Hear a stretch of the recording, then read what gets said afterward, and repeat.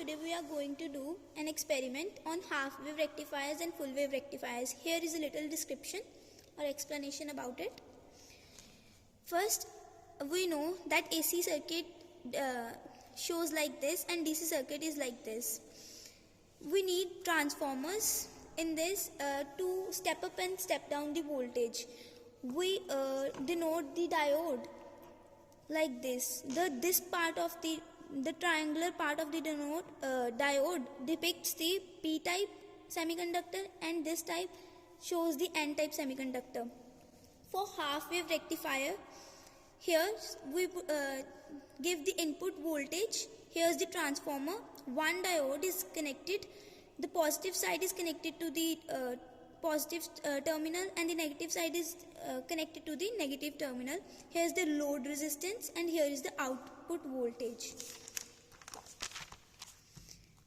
And now in the full wave rectifiers, there is a transformer, input voltage, and two diodes are connected to the load resistance, and here's the output voltage.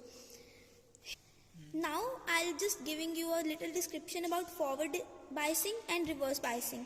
In forward biasing, the positive terminal of battery is connected to the P side of the diode.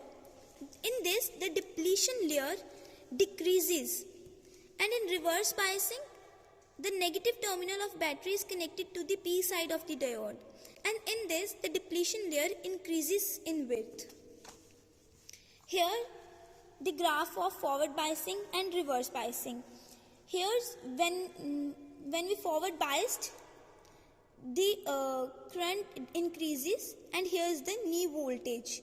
And in reverse biasing, there is first no current, negligible current, but when the depletion layer breaks, and there is a breakdown voltage, and there is a sudden increase in the graph, we can show it.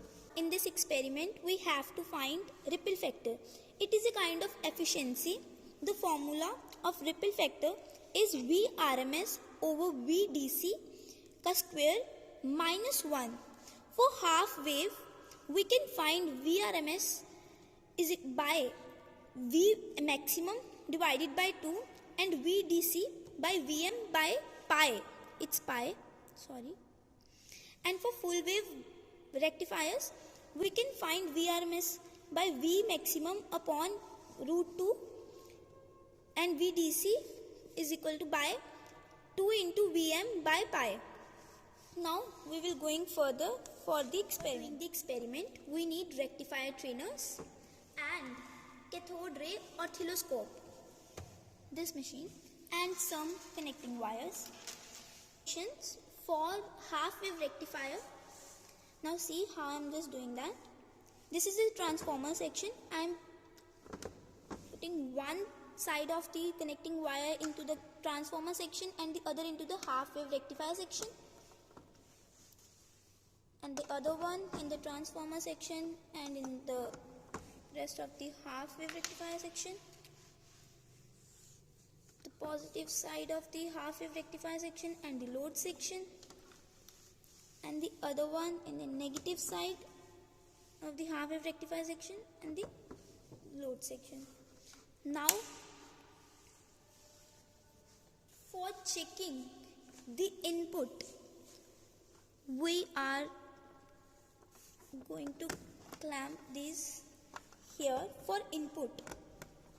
And now in the oscilloscope, we can see the input wave. We can change it by moving the regulators up and down. I'm just moving it, and here this voltage shows the V maximum. We have to note it down. And for output, we need to clamp these here.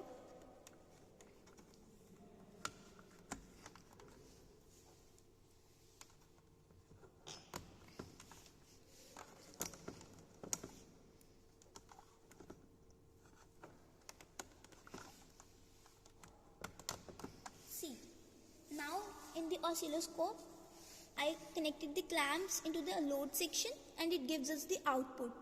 It is for half wave rectifier, and we need to just trace it down on the trace paper, and here's our experiment is done for half wave rectifier.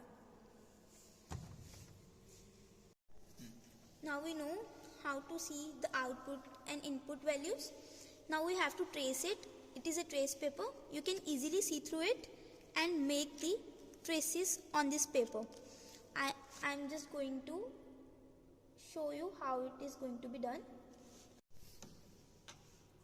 So here are the results. This is the input and this is the output. After tracing it, it looks like this. This is for half wave rectifier.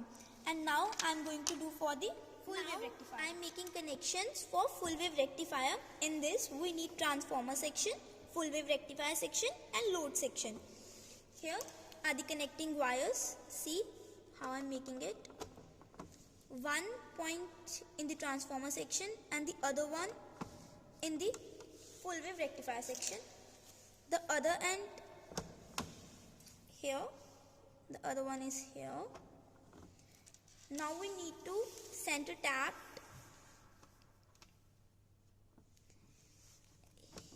this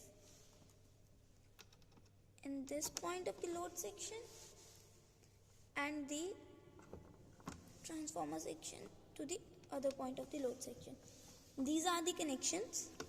See, one point in the transformer section, the other one in the full wave rectifier section, and here I am taking the 18 volts difference, other in the transformer section and in the full wave rectifier section, the center point of the transformer section here, and one in the load section, and one center tapped in rectifier and other one in the load section.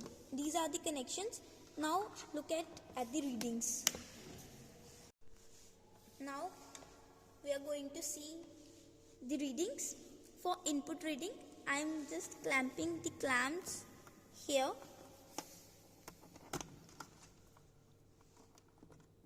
Attaching the clamps here, and you can see the input here. See, it's the input of full wave rectifier. And now for output reading, I am attaching the clamps to the load section. Wait a minute.